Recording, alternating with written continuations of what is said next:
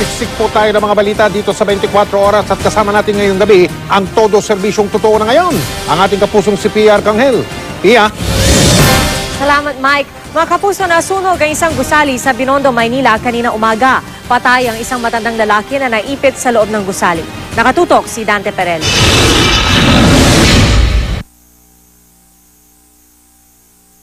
Halos di na makilala ang bangkay ng 70 taong gulang na si Joseph Nang nang matagpuan ng mga otoridad sa ikalimang palapag ng nasunog na Chua Lim Co Building, isang commercial at residential building sa Binondo, Maynila. Sinasabing bedridden ang biktima pero nagawa nitong makapag-wheelchair ngunit natrap rin bago makalabas ng fire exit. Para may nagluluto sir doon sa third floor eh. Tapos? Ay bigla na lang umusok. Tapos nung umusok, maya-maya lumakas na yung apoy.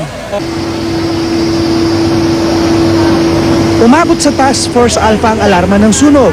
Mabuti na lang hindi kumalat sa mga nakapaligid na istruktura. May imbak na mga highly combustible material tulad ng papel, plastic at styrofoam sa ilang bahagi ng gusali. Kaya mabilis na kumalat ang apoy. Nasa 80 fire trucks mula sa Bureau of Fire Protection at Fire and Rescue Volunteer Groups ang nagtulong-tulong na maapula ang sunog. Patuloy pa rin inaalam ang sanhi ng sunog. Tinaas ito ng Alpha dahil ito ay high-rise building at saka medyo maraming mga light materials, combustibles yung building na ito. Kasi itong building na ito ay medyo may kalumaan, residential, commercial pa. Apektado naman sa sunog ang mga business establishments. Lumikas kami kasi nagpuputukan sa itaas. Tapos nasasuffocate kami ng usok kanina rito. Sobrang lakas talaga. Nahirapan na kami kaya hindi na namin alam kung paano namin ililikas yung mga paninda namin eh.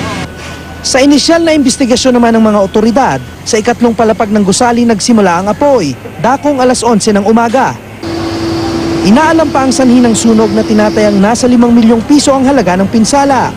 Dante Perelio, nakatutok, 24 oras.